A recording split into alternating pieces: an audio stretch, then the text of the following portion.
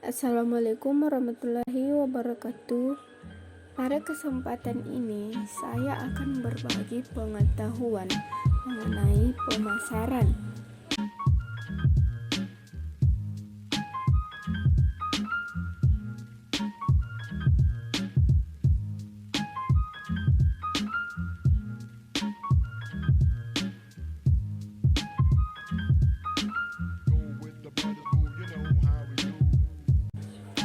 Nah, ada 3 pokok materi tentang pemasaran, yaitu 1. Pengertian dan konsep pemasaran, 2. Sistem dan lingkup pemasaran, dan yang ketiga, sasaran pasar dan produk.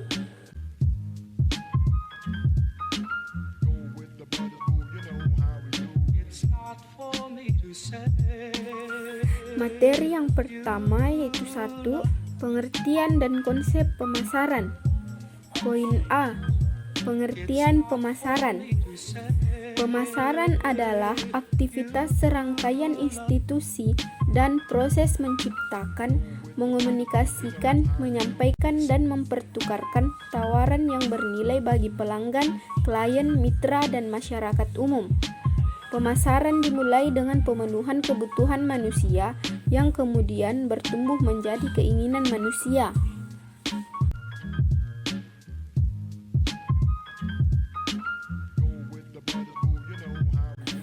B. Konsep pemasaran.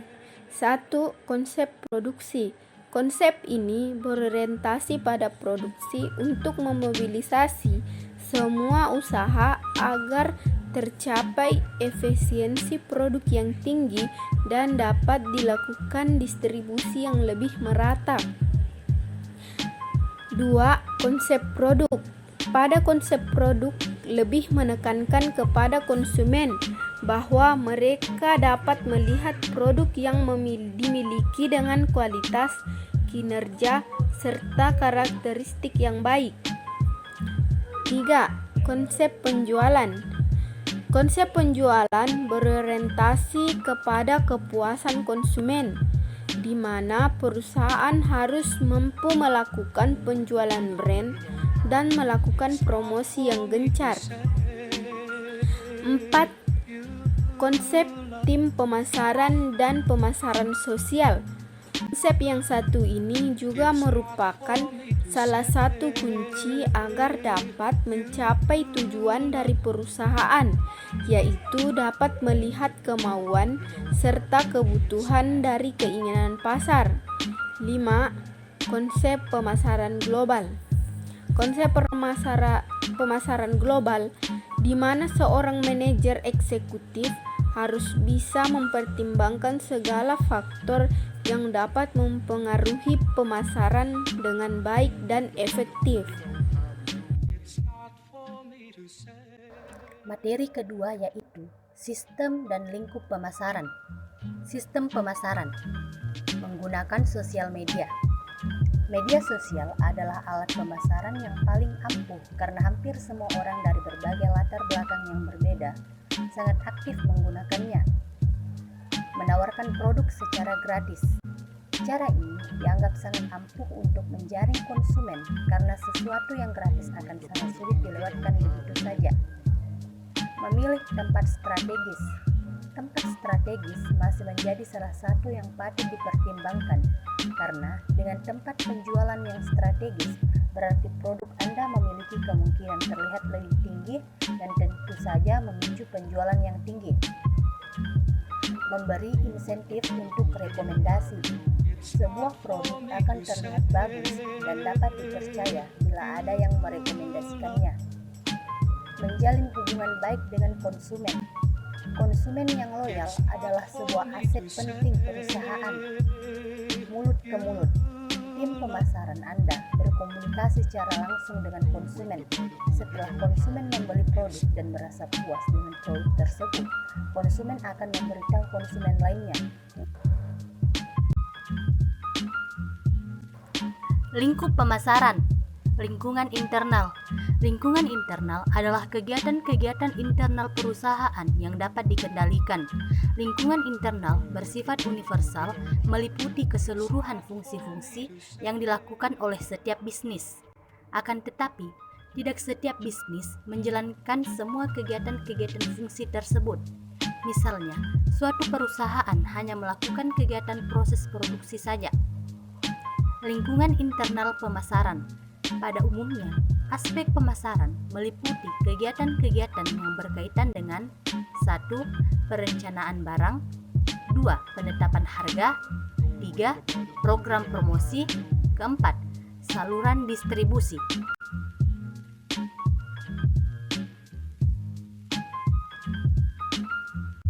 Aspek non-pemasaran adalah kegiatan-kegiatan fungsional atau operasional perusahaan selain kegiatan pemasaran, antara lain yaitu 1. Produksi, 2. Personalia, 3. Keuangan, 4. Penelitian dan pengembangan, 5. Administrasi dan sebagainya. Lingkungan eksternal. Lingkungan eksternal, kegiatan pemasaran adalah pengaruh-pengaruh tidak langsung yang berada di luar kekuasaan atau kendali pemasar. Lingkungan eksternal makro meliputi aspek yaitu 1. Kondisi perekonomian, 2. Hukum, politik dan peraturan pemerintah, 3. Kependudukan dan keseimbangan lingkungan, 4. Teknologi, 5. Sosial dan kebudayaan. Lingkungan eksternal mikro. Lingkungan eksternal yang langsung berpengaruh terhadap kegiatan pemasaran adalah lingkungan luar mikro. Lingkungan luar mikro meliputi pelaku-pelaku yang aktif berperanan dalam proses kegiatan pemasaran. Meskipun keberadaannya di luar, tetapi pemasar masih dapat mempengaruhi kegiatan-kegiatan mereka. Dengan kata lain, pemasar mampu mengendalikan lingkungan luar mikro, meliputi aspek yaitu 1. Pemasok, 2. Pesaing, 3. Perantara, dan 4. Pasar. Kedua, market share. Market share adalah sebagian pasar yang mampu dikuasai oleh perusahaan apabila dibandingkan dengan penjualan seluruh industrinya atau total penjualan perusahaan yang sejenis. 2. Penguasaan pasar. Penguasaan pasar mempunyai 2 pilihan, yaitu 1. Menguasai keseluruhan, 2. Hanya sebagian pasar yang dikuasai. Ketiga, agregasi pasar. 1. Karena sifat dari barang maupun perilaku tidak terlalu berbeda atau sulit untuk dibedakan. Kedua, permintaan atas produk perusahaan adalah cukup tinggi, sehingga pasar tidak mempedulikan jika ada perbedaan produk. Ketiga, karena kemampuan perusahaan memproduksi barang relasi seragam atau karena kalau dibedakan tidak memberikan manfaat yang berarti. Baiklah, saya akan membacakan materi yang terakhir, yaitu sasaran pasar dan produk. Poin A. Sasaran pasar. Perhatikan secara ringkas. Pengertian tentang tingkatan luas bagian-bagian pasar dapat ditunjukkan sebagai berikut.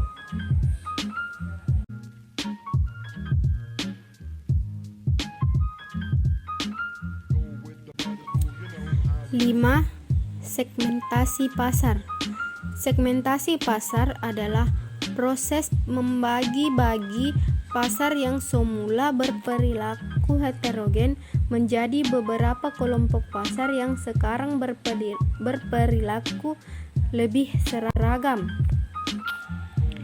Keenam, penetapan sasaran pasar. Ada beberapa faktor yang perlu diperhatikan sebagai dasar penilaian masing-masing segmen pasar. 1. Luas dan pertumbuhan segmen pasar. 2. Struktur pasar. Dan ketiga, tujuan dan kapasitas perusahaan. Dan yang ketujuh, strategi penguasaan sasaran pasar. Strategi penguasaan sasaran pasar meliputi 3 alternatif, yaitu 1. Pasar yang tidak membedakan. 2. Pasar yang membedakan. 3. Pasar yang terkonsentrasi. Materi terakhir yaitu produk. Produk adalah segala sesuatu meliputi objek, fisik, jasa, tempat, organisasi, gagasan, ataupun pribadi yang dapat atau mampu ditawarkan produsen untuk diminta, dicari, dibeli, digunakan, atau dikonsumsi pasar sebagai pemenuhan kebutuhan dan keinginannya. 1. Konsep produk total. Konsep produk total adalah keseluruhan manfaat, kualitas, reputasi, cara pembayaran, informasi, jasa pengiriman, pembungkusan, cara pembayaran, jaminan, dan sebagainya atas produk yang ditawarkan produsen kepada konsumen. Kedua, konsumen tingkatan produk. Rancangan produk adalah pemahaman produsen sebagai usaha untuk memenuhi kebutuhan konsumen. Produsen kemudian menjabarkan persepsi dan preferensi konsumen melalui rancangan produknya. Ketiga, klasifikasi produk. Produk konsumen. Produk konsumen adalah produk-produk yang dikonsumsi untuk kepentingan konsumen akhir dan keluarganya sendiri. Untuk dasar perencanaan pemasaran, produk konsumen dibedakan atas dasar perilaku pembelian dan respon konsumen terhadap kegiatan pemasaran. Produk industrial. Produk industrial adalah produk-produk yang dikonsumsi oleh industriawan konsumen antara untuk kepentingan lain, yaitu untuk diubah, diproduksi menjadi produk lain kemudian dijual kembali oleh produsen atau untuk dijual kembali oleh pedagang tanpa dilakukan transformasi fisik proses produksi.